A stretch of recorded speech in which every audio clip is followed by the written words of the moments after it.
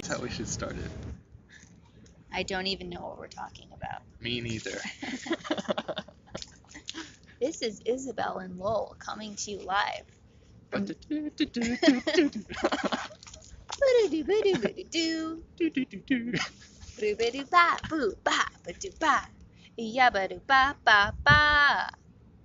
Woo! Lowell, that was really good. Thank you.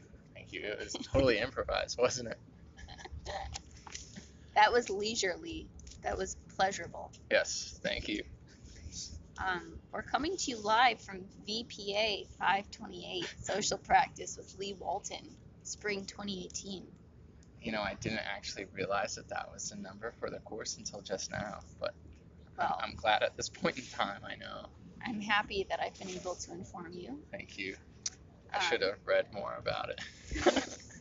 before signing up. Yeah. Well, so Lowell and I have been discussing the relationship between work and play and activities that might be considered leisure that could also be considered part of your artistic practice. Yeah, we have. And what were we just talking about? We were talking about a lot of Yeah, we were. Um, Specifically, we were talking just now about like reading and doing and work for things and within an institution, right? yeah. So I think I started by sharing with you that this morning I was writing a research paper that I've been putting off for a while because it feels like work and it feels like something I don't really want to be doing at this time because I feel like I haven't had enough time to just be non-linear and non-task oriented. Yeah. And that I felt like so much of my time this semester has just been sort of taken up by other people and that I haven't really had ownership of my time. Mm-hmm. And so that like really frustrates me and makes me feel angry. Yeah. And kind of makes like then that anger festers and then becomes procrastination. Yeah. And then I have to overcome it somehow. But just that I've been feeling this strong delineation recently between work and play, whereas perhaps before graduate school I didn't feel that strong delineation because I had more choice and I had more ownership over my time. Yeah. And like, so one of the things that I've been thinking about is, so with that, there's three things. The first is you're essentially being like told how you need to fill your time by others, right? And what you should be learning and what's crucial to your practice and sort of what's you're being taught in not so much at a graduate level, but maybe undergrad, sort of a foundation of your craft. And ideally, when you're in your graduate, program, it's more about how do we take whatever foundation you have and build on it. But at the same time, there is sort of this repetition of foundations that resurfaces. But so there's that, and I think there, at times, there's professors want and the institution wants to sort of help you build your own craft and your foundation and your practice with what you're interested in. But at the same time, you're kind of thrown in this cookie cutter model because rather than really taking the time to bend to individuals' needs and wants, it's more of like, well, we're going to try and fit you in this model, and so there's things that you're doing that don't really make sense to why you're doing them, but they think that that's a crucial thing for your foundation, right? Right. I think that's a huge part of it. Like for me, I came into school wanting to get a job as a high school dance teacher potentially, and then also continuing to make work because being just a working choreographer in concert dance is like a very, very difficult career path if you want any sort of financial or other security. Yeah. So I think you're right about this kind of assumption of what the foundations of your career trajectory are, and that somehow that it's the same as like another person in your class or another incoming graduate student, even though your end goal might be very different and your interests might be very different. Yeah, totally. One good example um, is I was talking to a professor that I hadn't seen in about a year, and she was checking up with me and seeing how things were going and how the course was like winding down, all my courses, and like if I was going to graduate. And then I mentioned something about like a job I was working at, and then also I mentioned my like teaching assistantship or my TA, and she said, "What are you doing for that?" And then I like went through this long list of, well, I'm doing this, I'm teaching this class, I'm giving private lessons, so on, so on. And then afterwards, she said, "Oh, I thought you were here to learn composition, not to learn how to be a teacher." And yeah, it's like, but it's so true. And it, I think a lot of that comes back down to like how are we employed and how do we make a living as artists, and it's become a part of the curriculum to make sure graduate students are prepared to teach in academia, maybe. I don't know, right? Yeah, definitely. It seems like that's kind of a goal of a lot of the people in my cohort and like in the other classes too, is to get a job in higher education, which was actually never my intention for entering graduate school as an MFA. Like I didn't want to go back to school for just education because I felt like if I'm going to teach, I want to teach from the perspective of an artist personally, and I want to like have a really deep creative practice, and have my own kind of like have developed my own voice and my own work.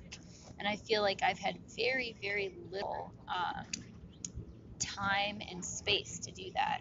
Um, it's been mostly about kind of fulfilling other people's agendas.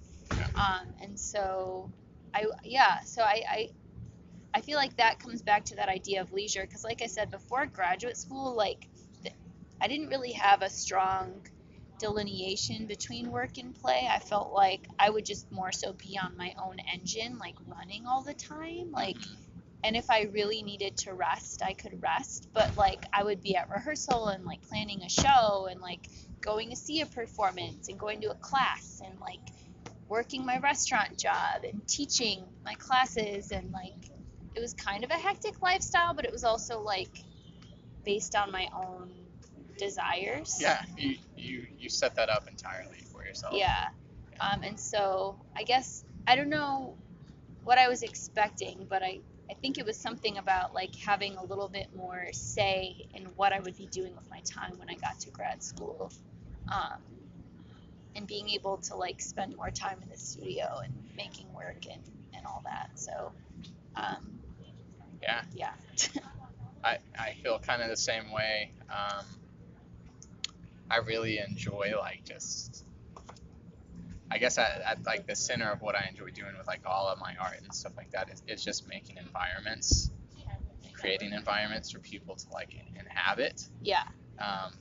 And one of the main ways that takes form is actually organizing events, or like concerts or festivals, and that starts with me just kind of sitting around and thinking about, well, this would be a cool idea, like how and then from there, and once that's formed, then it's it's this really detailed, difficult process of like, well, how can that actually happen? Like, there's things of like funding, like getting the funds, and then like advertising, getting all the people on board and everything. And so, but I just was able to do this, which you actually participated in one of the concerts last week.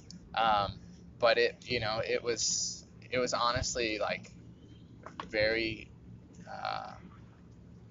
well, first of all, it was brutal because I was doing this on top of all these things that were actually required of me, whereas this was some sort of extracurricular thing that in no way was assigned to me. No one said do this. It was just like I'm going to do this, and I'm going to help the students with this, and we're going to all work as a team. But at the same time,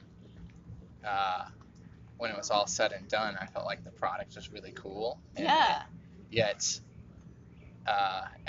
all the people above me, I'll say, were like, all right, well, now back to what you're here for. Let's finish that And paper. you're like, wait a second, Yeah. this is what I'm here for. Yeah. Totally. Okay, Lowell, I had a really similar experience this semester because I did a show at GPS Yeah. called Eating the Elephant, and I met Adam Carlin. I think it was, I don't know. Wait, this is my second year. Whoa, Yeah. I don't even know what year What it happened is. to the What first happened one? to the first one? Yeah. I met him last year, and he was like, "Hey, do you want to do a show at GPS?" And I was like, "Yeah, definitely." Yep. But like none of the other grads really wanted to like do any grad stuff there, so I was like, "Okay, like I'm just gonna make my own show." So like I asked these people like to perform, and I like came up with this whole structure of like how to integrate all the different performances, and like it ended up being really cool, and like I had to do a ton of work for it. But it's funny because similarly, like I couldn't find a way to integrate it into like my curriculum, which I found to be very strange. Yeah.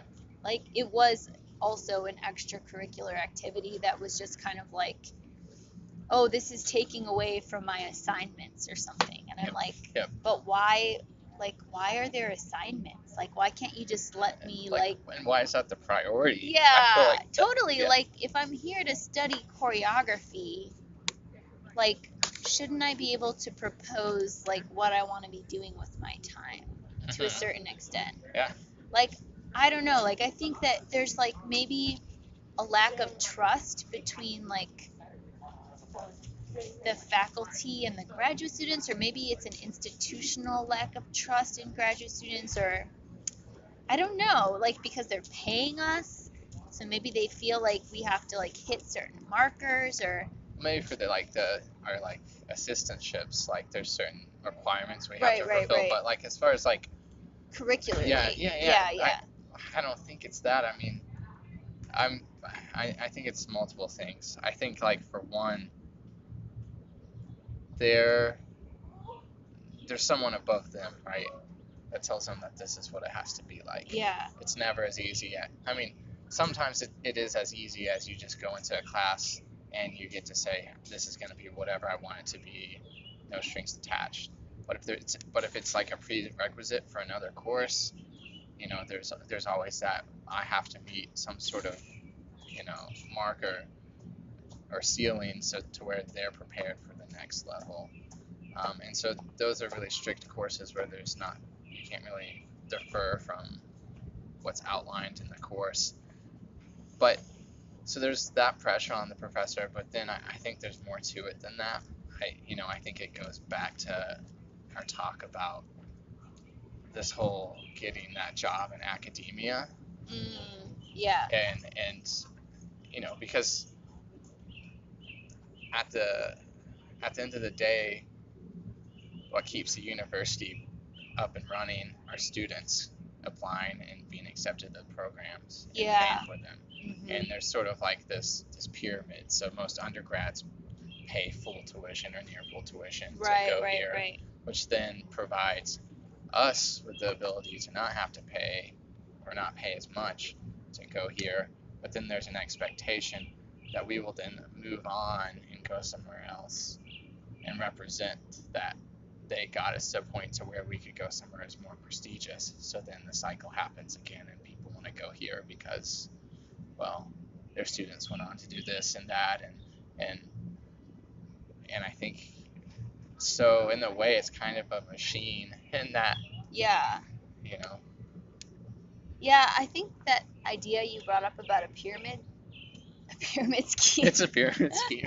It totally is. Is kind of, I feel like it really does relate back to this idea of a delineation between work and play, or that leisure, this idea that leisure could potentially be part of your practice as a person. I mean, it has something to do with like hierarchy versus democracy, where everybody is sort of, or anarchy. I don't think anarchy though. Like I think our economy is moving towards, like, in certain ways Well, to be able to do what you want. Yeah, like to be your own entity. I mean, I think there's also like a downside to it. There's like a negative aspect. Like there's a lack of job security. Like you have to be a sort of self-starter. You have to be good at marketing and things like that. But I also think there's like freedom in it to say, hey, like this is what I'm interested in. And honestly, I think it's gonna like eventually create more self-actualized individuals instead of people who just like you said, just show up and like do what they're told and then like Yeah. leave at a certain point to go like take part in a quote unquote leisure activity. Well, and that's the easy route, really, because if you say like screw it and you don't go that route, then you are sort of on your own, right? There's no ready-made platform for you to join on with. Yet at the same time, eventually you make your community, right? There's other people Yeah. out there that think, you know, similar thoughts and want to go down a similar path. It's just it's not as easy. It's not ready-made. Well, and I think there's challenges in both. Actually, I got in a little bit of a, not an argument, more like a discussion with my dad about Jim Carrey, Yeah. who Yeah. like has kind of recently like asserted his voice as an artist and is talking about how Hollywood is fabricated and kind of is like just he's kind of being an anarchist right now. Like he's kind He always had. Have you seen Jim and Andy on Netflix? I haven't, but I Oh guess my what I gosh. mean is like he's really embodying it. Like I don't know, have you seen his political work? No, I Yeah, haven't. he's been making all these like political paintings and putting them out on Twitter that are like really, really critical of obviously the Trump, The Yep. Mr. Trump, Yes. and all of his, colleagues. But what am I trying to say? Oh, this disagreement with my dad. So basically we were talking about like what's more difficult. Is it more difficult or more challenging to be that person who shows up every day from 9 to 5 and like does what you're told and can do all the exercise self-control and do all the tasks that you're given, or is it more difficult to be like a self-starter and like be sort of entrepreneurial and be like super passionate about what you're doing but try to figure out like funding sources and all that? And I think it depends on your personality. Yeah. And your values. Definitely. I mean, the path. I think at the end of the day, the pathway is really clear cut when it comes to like going to that 9 to 5 or whatever that means. But it's easy in that regard because it's all been laid out for you. It's not easy in that it probably breaks you down. Yeah. Right? Totally. Yeah. There's a lot of self-control with it, being able to go in every day and organization. That organization still is with the self-starter. It's just, different. Well, and I feel like as a self-starter, you can more so say like, there aren't as many formalities that you have to follow that are just there because it worked for somebody else. Yeah. Like you can really just design your own. Like you can kind of cut out the bureaucracy, which I like. With the self-starter. Yeah, like Maybe. Like you and I were like you were just like, hey, like, can you perform at my show? Yeah. You know what I'm saying? Like it wasn't this formalized like you had to ask somebody's permission and like we had to go through multiple people. And yeah, it was just like person to person, like, hey, do you want to like be in my show? And then I like asked a couple people and they said yes, and then we did a thing and it was cool. You know what I'm saying? Yep. It's just like more sort of like instantaneous, like let's just make this happen kind of a thing. Yep. So I think it's complicated when money gets involved. Totally. Yeah, it's very complicated. Then it becomes organized. And yeah. then there's things you have to do to get the funds and to keep going. Yeah. What? So maybe the perfect balance is finding an institution that can give you money but doesn't require you to check a lot of boxes and just kind of gives you free reign over doing what you want. Yeah, I'm sure that's out there. it's probably because they're unorganized and can't keep up with where the funds are going. Maybe. Well, and you have to have a lot of, like, if you're in a position of power and you're kind of given a lot of free reign, you have to have a lot of, you have to exercise a lot of self-discipline to make sure that you're doing the work. Yeah. You know, you're not relying on an external structure to keep you on task. It's got it. Yeah, and I mean, there's always deadlines, no matter what, that are inescapable. That will. I mean, if you're literally self-starting your own business or ensemble or arts organization, it's first of all, you have to pay the bills, right? Totally. So eventually things have to be breaking even. Yeah. You're gonna need help with other people. So then you have to have some sort of system set in place for what they do in their job, and so right. As things progress, that structure unfolds. Now, the other thing I'm thinking about is all we're talking about swapping out having to follow someone else's structure versus making other people follow your structure. So really no one is being emancipated in the end except for the one person who wants to be at the top of the pyramid. Kind of, I mean. Or could it be a thing where we're just all our own entities and we're just together as like our own entities? Like no one's working for us. Yeah. Unless they really want to. Yeah. That would kind of be cool, I think, in a way. I think that would be awesome. I mean. Yeah. Yeah. I mean, I think you see that with ensembles, like smaller ensembles, not like in music, not talking about like an orchestra, but like a chamber ensemble. There's plenty of those out there with like four, and they're like a set instrumentation of like 4 or 5 people, and the really successful ones, they all bring their own thing to the group as far as like the musical aspect goes, but they also have roles that they have to play to keep that ensemble moving forward. One person is in charge of looking for grants, the other is in charge of social media, and But it's more of a collective. Yes, totally. Yeah. Yep. Yeah, I guess it depends a lot on on someone's personality and their kind of energy. Yep. And I think everything's like shifting in that direction of a collective, because when I look back in like music history, and not even just music history, but like even just like the history of art, it started by music was, I guess, westernized music was created in a way in which there was this hierarchy. Someone was telling someone else, write this.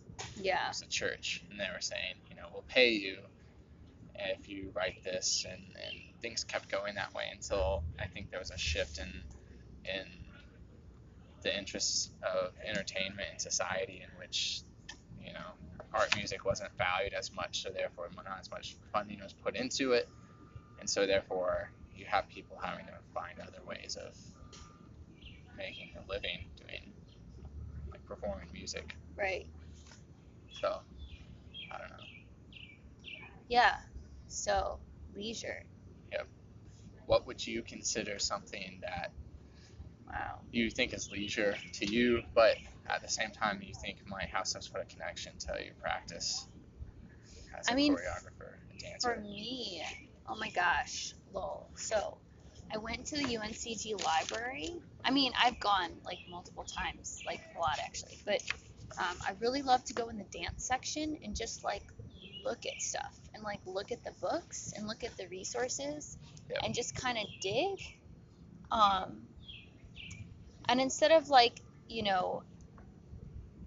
just kind of, okay, like you have to come up with a theme or an idea, like right now, like just going there and like thinking about it for a while and like writing down some stuff and like letting my mind sort of wander and putting different ideas together and being like, oh, like, and this is connected to my experience in this way. And then when I embark on the project, then it feels more like grounded instead of it just being, okay, get this thing done. Yeah. Because then I'm more engaged in the process, but that requires more time. Yeah.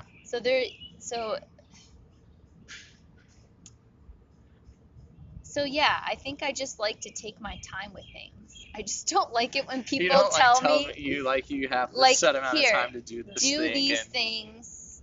It's like, I'll do it, and it's going to be really good when it's done.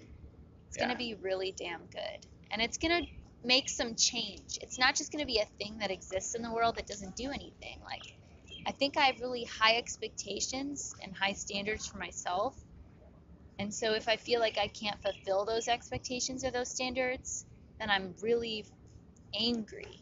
yeah. I'm not just like frustrated. I'm like, I want to go punch a wall or something. Like, I'm really mad, which would hurt me anyways. But Well, and also does like that make it sense? totally does, and knowing like your interest in social practice and how dance is related to that and teaching.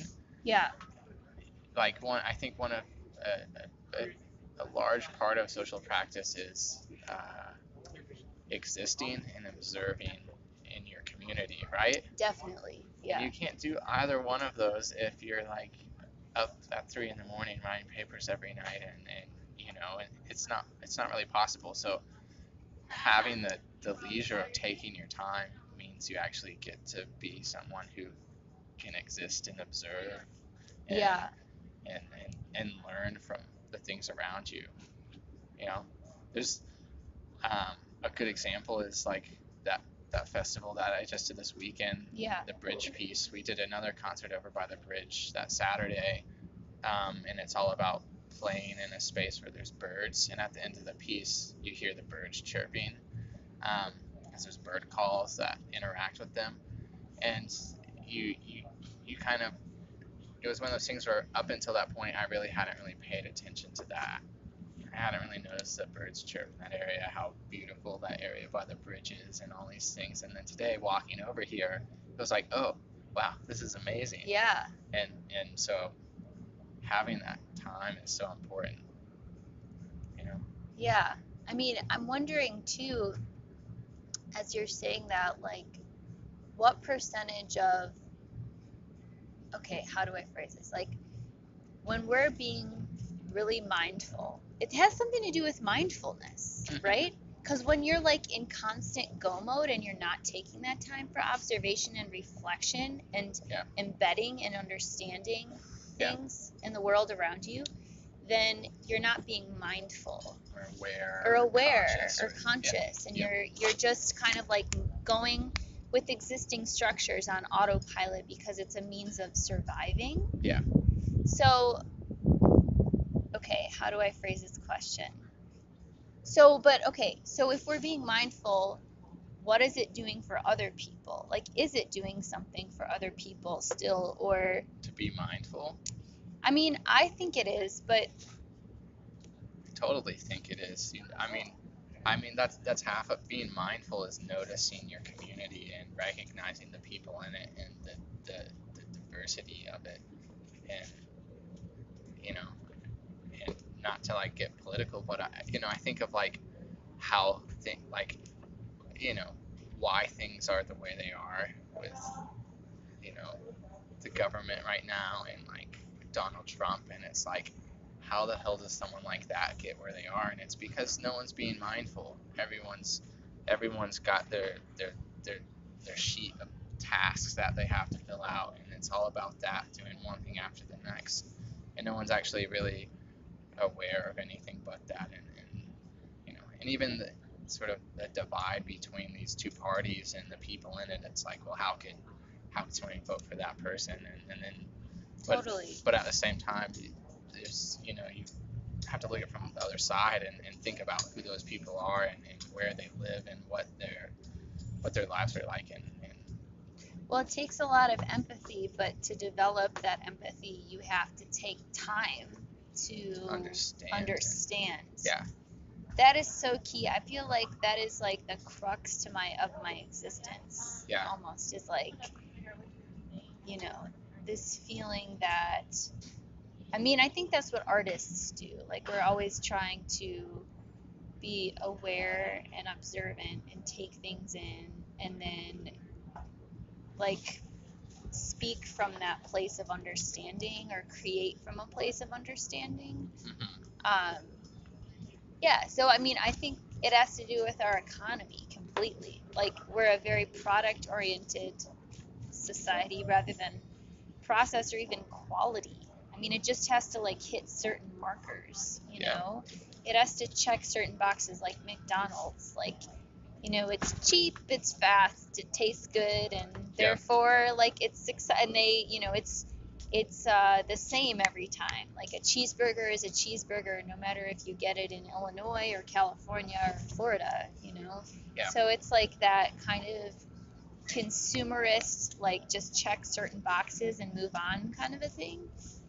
There's a lot of value in that, I feel like, in a way, to be able to just have things brought to you as quick as possible. Well, and I think that brings me back to that question of when you're talking about like going to the bridge and observing the birds. It's like, I think personally that then that makes you better positioned to create quality work. Yeah. Yep. Personally. However, I'm wondering, sometimes I think about, okay, I want to really put the extra effort into this project, but am I doing that because I think that it's bringing more quality to the project in some sort of like larger abstract sense, but like in a sort of person to person, like,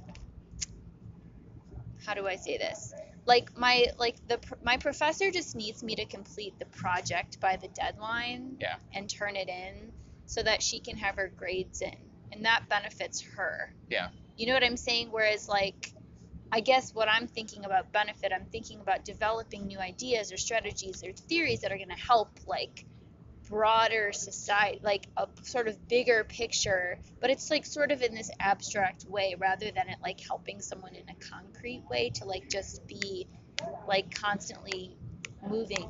Like, do you know what I'm saying? Like this is kind of like doing versus like writing about it, or like, I guess what I mean is like, okay, when we're being really mindful and we're trying to understand these different ideas and then speak from that place of understanding, like, we want to do that because, I mean, at least from my perspective, it helps mankind more to be like that. Yeah. Like, if I'm creating educational theory based on like my embodied observations of my interactions with students versus if I'm just like saying some stuff off the cuff or like not really thinking or being mindful, like I think the first version is more helpful to students, but I guess like what I'm saying is for my teacher, it's just more helpful for her to like get my paper in on time. She's dealing with the same thing, right? What do you mean? Like, well, it's the same thing about time. Like, she's got boxes to check off too. Yeah, totally. Yeah. And so, like, you know, in the ideal situation, that looks like serious like activity between the teacher and you, like working through these things rather than just like papers in, great, not gonna like really put much time into reading this, just gonna enter it in and then you're on your way. But at the same time, you still probably get something from that, right? I mean, not feedback, but at least from the process of doing that thing, then translates to then you going out and doing it. Does that make any sense? Kind of. Lol. What's something that you consider a leisure activity that is part of your practice? Sorry if I was being really unclear and like heady and weird. It's all good. Okay, so I have two, but one I already talked about, which was this sort of organizing environments for people to inhabit and being sort of the mastermind in a way behind these things. which definitely ties back into like writing music and being a multimedia artist, and that I'm crafting sort of spaces that people can enter, but and also with just like planning events and stuff. But one that's not as clear cut, which I'm glad I'm talking to you about because of like a comment like forever ago, Oh is no. Did I say something wrong? no, you didn't. Okay.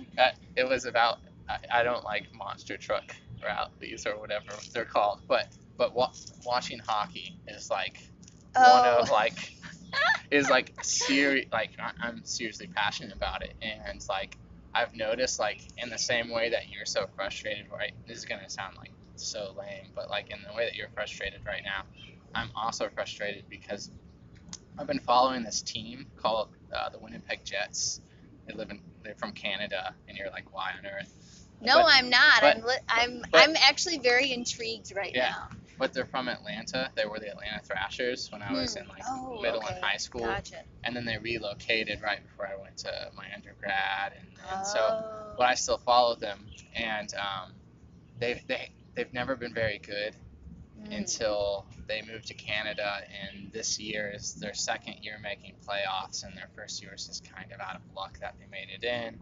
They didn't win a single game in playoffs, but now they're in the playoffs, and they're one of the best teams in the league for the first time ever. Wow. And they've like already made it to the second round of the playoffs. There's a chance they could go to the cup. It's great. Like this That's is like so cool. I've been waiting years, and essentially I'm writing these papers and not watching games and like going to the like 5 minute recaps the next day of what happens. And it sounds crazy, but at the same time I think there's clearly some sort of priority there for me of like I gotta watch this thing. Like Yeah. I think it's like one, just the devotion to it, but I think the question underneath it all is like is why is that like her watching these games and participating in them, is that a part of my practice, and how so, Yeah. because it's I think it is somehow, and it's not fully formed at this point, but I think it definitely goes back to the environment. It's not something that I'm in any way controlling, but it's a great example of an environment you're a part of that's just so emotional, right? Um, Especially that sport compared to like football, it's slow paced, it's really boring. It's like just a bunch of people just like throwing their heads into each other. You're like, this is ridiculous. Like, where is the craft in this thing? Basketball, it's just so much repetition of the same thing over and over again. And baseball, baseball's just incredibly boring as well, at least for me. Yeah. Whereas hockey is just a very elegant sport. There's so much. I kind of relate it to chess because there's so much playmaking involved of these practice plans that are just moving like flying by, and just like the ability of these players and their craft is just so refined, and then what it gives you of just like such a low scoring sport. There's so much like anxiety attached to that, like for 60 minutes. And so I think, I would say that's a leisurely, task, or not task, but that's leisure for sure. But I think it's somehow really closely related to what I do. Yeah, it's so interesting because as you're describing it, like I know nothing about hockey, um, but I could see how your interest in designing spaces and experiences for people might be kind of closely aligned with what a participant meaning audience member, or is that what they're called, the audience members who come? That's how ignorant I am about hockey. But like in terms of like what they might experience, like that same sort of like emotional like ride or something like that, like in the realm of a hockey game. And I'm sure there's connections. It's funny, we had like a guest teacher come and she asked me like what my research was in, and I told her culturally responsive teaching and also site specific dance. And so and I was kind of talking about my different interests, and she was like, oh, it seems like there's something about like space and environment and understanding your place in environment and how that change, like how your role sort of shifts depending on where you are and who you're with, and kind of understanding context. And so I mean, I do believe like what you're saying is true, like that there has to be some connection between your music practice, like your curate, I would even call it like a curation practice, like your interest in hockey and like in live sporting events sort of. And yeah, I think it's a fruitful site for investigation. Yes. Definitely. Sweet. We're so good. Okay. So hold on. I'm still going. We're still going. Okay.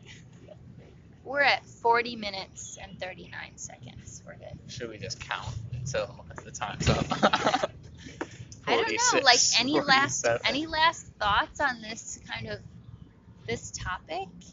I feel like we've gone in. Like we've really gone in. We have. I guess maybe the closing question is like, where do you go from here? Like, how do you survive something like this? As far as like, that sounds so brutal, but no, like, it's true. It's true. Like mentally and emotionally, how do you survive something like this? And how does your practice survive under this cookie cutter like model? Like, how do you find time? How do you make time? You know? Yeah. It's just hard to. It's a question. I'm really trying to figure it out, to be honest. Like, what I was trying to do before was take ownership of every assignment that was given to me. Like, as in, if I was assigned something, I would do that thing where I went to the library and I, like, really thought and I researched and I sat with it, and I was pulling probably 3 to 4 all-nighters a week. That's not an exaggeration, actually. So it wasn't that you. So you weren't like finding time; you were just shifting time. I was shifting time to like take over my sleep time and like personal health, and like I ended up getting 13 cavities that year, which is like that's a lot. Crazy. That's like wild. Like my health plummeted. So then I was like, all right, I have to like rethink how I'm gonna deal with this. So now what I'm trying to do is like figure out like that backwards by design idea, and like figure out, okay, like what's being asked of me and how can I do what I need to do to fulfill what's being asked of me, so that I can leave more time for myself and like my time with my fiance and like, you know, like it's important. Yeah, which is also important. Yeah. So but I don't know, like I'm still figuring out, like I'm actually curious, are there any sort of like, I don't want to say tactics, but like things that you're sort of doing to like survive that situation? I don't know, because I did a similar. Well, so last year was rough as far as like having time for like my personal health and just like leisure and the things I wanted to do. Or at least I thought so. It's always that thing of like you think it's bad, and then you like a year later you're like, man, I thought I had it bad then.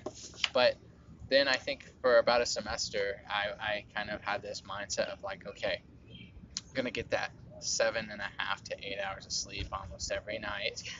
I'm going to make sure I'm on a good sleep schedule of waking up at a certain time, start working right away, doing all these things. I'm going to carve out time that no one can fill. Like, I'm going to intentionally camouflage what that time is. So I'm just going to say I have like a meeting, but in reality, I'm working on what I want to work on. And they don't have to know that, but it's just... Well, it's a meeting with yourself. Exactly. So it's just as important, I think. And typically, if your colleagues are respectful, they aren't going to go, well, what's the meeting? They're not going to dig. Yeah. So, and so that was helpful. I think eventually that kind of like crashed and burned, just because things do get so hectic that all of a sudden you take on too many commitments.